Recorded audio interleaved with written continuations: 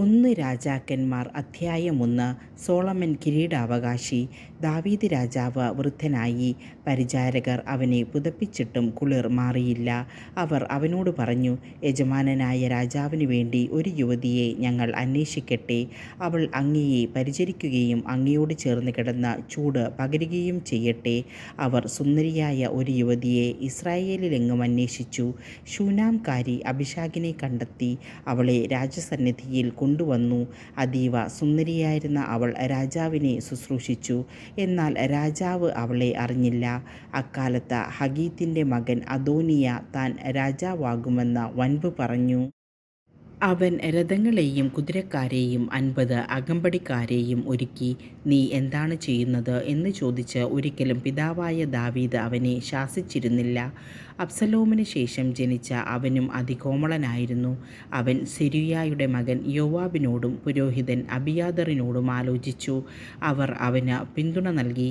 എന്നാൽ പുരോഹിതൻ സാദോക്ക്, യഹോയാദയുടെ മകൻ ബനായ, പ്രവാചകൻ നാഥാൻ, ശിമെയി, റേയി എന്നിവരും ദാവീദിൻ്റെ അംഗരക്ഷകരായ ധീരയോദ്ധാക്കളും അവൻ്റെ പക്ഷത്ത് ചേർന്നില്ല.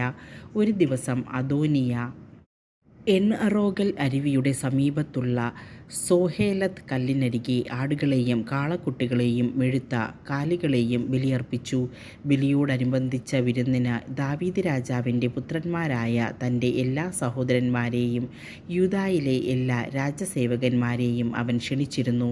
എന്നാൽ പ്രവാചകൻ നാഥാൻ, ബനായ, രാജാവിൻ്റെ അംഗരക്ഷകരായ യോദ്ധാക്കൾ, തൻ്റെ സഹോദരൻ സോളമൻ എന്നിവരെ അവൻ ക്ഷണിച്ചില്ല. സോളമൻ്റെ അമ്മ ബത്ശബായോട് നാഥാൻ പറഞ്ഞു, നമ്മുടെ യജമാനനായ ദാവീദ് അറിയാതെ ഹഗീത്തിൻ്റെ മകൻ അദോനിയ രാജാവായിരിക്കുന്നുവെന്ന് നീ കേട്ടില്ലേ? നിൻ്റെയും നിൻ്റെ പുത്രൻ സോളമൻ്റെയും ജീവൻ രക്ഷിക്കാൻ എൻ്റെ ഉപദേശം സ്വീകരിക്കുക. ഉടൻ ചെന്ന് ദാവീദ് രാജാവിനോട് പറയുക, എൻ്റെ യജമാനനായ രാജാവേ, എൻ്റെ മകൻ സോളമൻ അങ്ങയുടെ പിൻഗാമിയായി സിംഹാസനത്തിൽ ഉപവിഷ്ടനാകുമെന്ന് ഈ ദാസിയോട് അങ്ങ് ശപഥം ചെയ്തിട്ടില്ലേ? പിന്നെ എന്തുകൊണ്ടാണ് അദോനിയ രാജാവായിരിക്കുന്നത്? നീ രാജാവുമായി സംസാരിച്ചു കൊണ്ടിരിക്കുമ്പോൾ തന്നെ ഞാൻ വന്ന് നിന്നെ പിന്താങ്ങിക്കൊള്ളാം. ബത്ശേബ ശയനമുറിയിൽ രാജാവിൻ്റെ അടുക്കൽ ചെന്നു. ശൂനാംകാരി അബിഷാഗ് വൃദ്ധനായ അവനെ പരിചരിക്കുകയായിരുന്നു. ബത്ശേബ രാജാവിനെ താണുവണങ്ങി. എന്താണ് നിൻ്റെ ആഗ്രഹം? രാജാവ് അവളോട് ചോദിച്ചു. അവൾ പറഞ്ഞു, യജമാനനെ, എൻ്റെ മകൻ സോളമൻ അങ്ങേക്ക് ശേഷം സിംഹാസനത്തിൽ ഉപവിഷ്ടനാകുമെന്ന് ദൈവമായ കർത്താവിൻ്റെ നാമത്തിൽ അങ്ങ് എന്നോട് സത്യം ചെയ്തിരുന്നല്ലോ. ഇപ്പോഴിതാ അദോനിയ രാജാവായിരിക്കുന്നു. യജമാനനായ രാജാവ് ഇതറിയുന്നുമില്ല. അവൻ കാളകളെയും കൊഴുത്ത അനേകം ആടുമാടുകളെയും ബലിയർപ്പിക്കുകയും അങ്ങേ എല്ലാ പുത്രന്മാരെയും പുരോഹിതൻ അബിയാഥറിനെയും സേനാനായകൻ യോവാബിനെയും വിരുന്നിന് ക്ഷണിക്കുകയും ചെയ്തു. എന്നാൽ അങ്ങയുടെ ദാസനായ സോളമനെ ക്ഷണിച്ചില്ല. എൻ്റെ യജമാനനായ രാജാവേ, അങ്ങയുടെ പിൻഗാമിയായി ആരാണ് സിംഹാസനത്തിൽ വാഴുകയെന്ന് അങ്ങ് പ്രഖ്യാപിക്കുന്നത് കേൾക്കാൻ ഇസ്രായേൽ ജനം കാത്തിരിക്കുകയാണ്. അങ്ങ് പിതാക്കന്മാരോട് ചേരുമ്പോൾ എന്നെയും എൻ്റെ മകൻ സോളമനെയും അവർ രാജ്യദ്രോഹികളായി കണക്കാക്കും. അവൾ രാജാവിനോട് സംസാരിച്ചു കൊണ്ടിരിക്കുമ്പോൾ പ്രവാചകൻ നാഥാൻ കടന്നുവന്നു. അവൻ വന്ന വിവരം രാജാവിനെ അറിയിച്ചു. നാഥാൻ രാജസന്നിധിയിൽ താണുവണങ്ങി. അവൻ രാജാവിനോട് ചോദിച്ചു, എൻ്റെ യജമാനനായ രാജാവേ, അദോനിയ അങ്ങയുടെ പിൻഗാമിയായി ഭരിക്കണമെന്നും അവനാണ് അങ്ങയുടെ സിംഹാസനത്തിൽ ഉപവിഷ്ടനാകേണ്ടതെന്നും അങ്ങ് കൽപ്പിച്ചിട്ടുണ്ടോ? അവൻ ഇന്ന് കാളകളെയും കൊഴുത്ത അനേകം ആടുമാടുകളെയും ബലിയർപ്പിച്ചു. എല്ലാ രാജകുമാരന്മാരെയും സേനാധിപന്മാരെയും പുരോഹിതൻ അബിയാതറിനെയും വിരുന്നിന് ക്ഷണിച്ചിരിക്കുന്നു. അവർ അവനോടുകൂടെ തിന്നു കുടിക്കുകയും അദോനിയ രാജാവ് നീണാൾ വാഴട്ടെ എന്ന ആർപ്പ് വിളിക്കുകയും ചെയ്യുന്നു. എന്നാൽ അങ്ങേ ദാസനായ എന്നെയും പുരോഹിതൻ സാദോക്കിനെയും യഹോയാദയുടെ മകൻ ബനായയെയും അങ്ങയുടെ ദാസനായ സോളമനെയും ക്ഷണിച്ചിട്ടില്ല. യജമാനനായ രാജാവിൻ്റെ പിൻഗാമിയായി സിംഹാസനത്തിൽ ഇരിക്കേണ്ടത് ആരെന്ന് അങ്ങയുടെ ദാസരെ അറിയിച്ചിട്ടില്ലല്ലോ. ഇക്കാര്യം അങ്ങയുടെ കൽപ്പനയനുസരിച്ച് തന്നെയാണോ നടന്നത്? അപ്പോൾ ബത്ശബായെ വിളിക്കാൻ രാജാവ് ആജ്ഞാപിച്ചു. അവൾ രാജാവിൻ്റെ മുൻപാകെ വന്നു നിന്നു. അവൻ ശപഥം ചെയ്തു, സകല കഷ്ടതകളിലും നിന്ന് എന്നെ രക്ഷിച്ച കർത്താവാണേ, നിൻ്റെ മകനായ സോളമൻ എനിക്ക് ശേഷം എൻ്റെ സിംഹാസനത്തിൽ വാഴുമെന്ന ഇസ്രായേലിൻ്റെ ദൈവമായ കർത്താവിൻ്റെ നാമത്തിൽ നിന്നോട് ഞാൻ സത്യം ചെയ്തിട്ടുള്ളതനുസരിച്ച് ഇന്ന് ഞാൻ പ്രവർത്തിക്കും.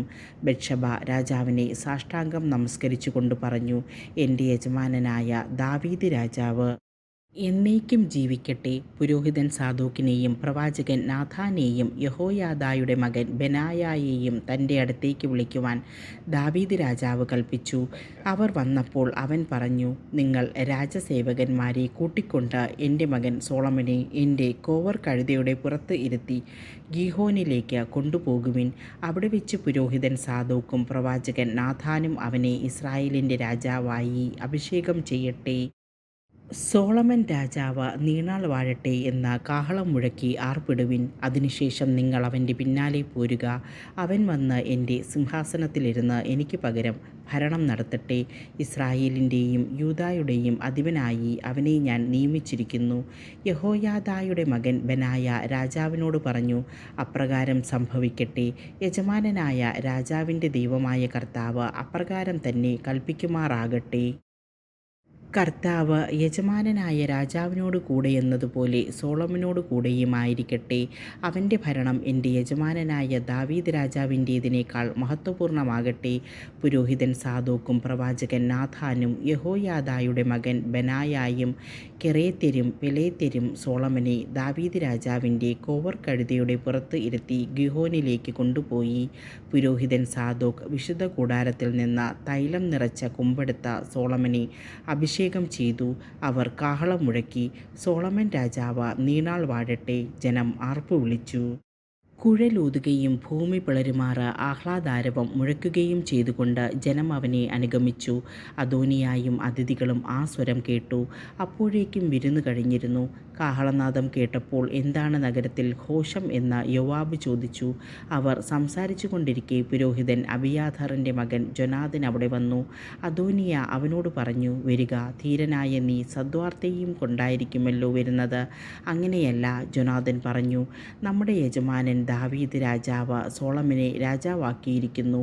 പുരോഹിതൻ സാദോക്കിനെയും പ്രവാചകൻ നാഥാനെയും യഹോയാദായുടെ മകൻ ബെനായായെയും കെറേത്യരെയും പൈലേത്യരെയും രാജാവ് അവനോടൊപ്പം അയച്ചിട്ടുണ്ട്. അവർ അവനെ രാജാവിൻ്റെ കോവർ കഴുതയുടെ പുറത്താണ് എഴുന്നള്ളിച്ചത്.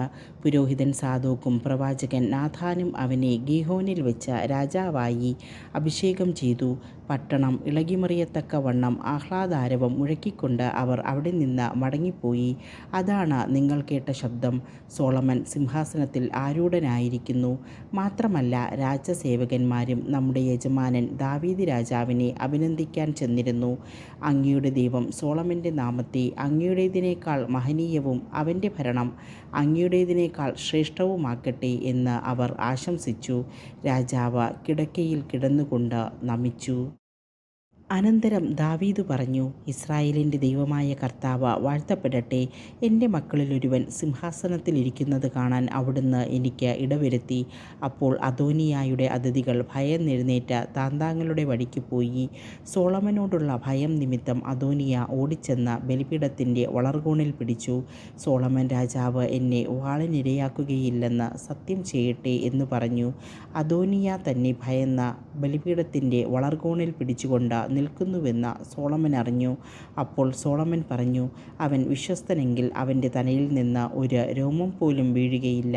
കുറ്റക്കാരനെങ്കിൽ മരിക്കുക തന്നെ വേണം. സോളമൻ രാജാവ് അവനെ ബലിപീഠത്തിങ്കൽ നിന്ന് ആളയച്ചു വരുത്തി. അവൻ രാജാവിനെ നമിച്ചു. സോളമൻ അവനോട് വീട്ടിൽ പൊയ്ക്കൊള്ളുക എന്നാജ്ഞാപിച്ചു.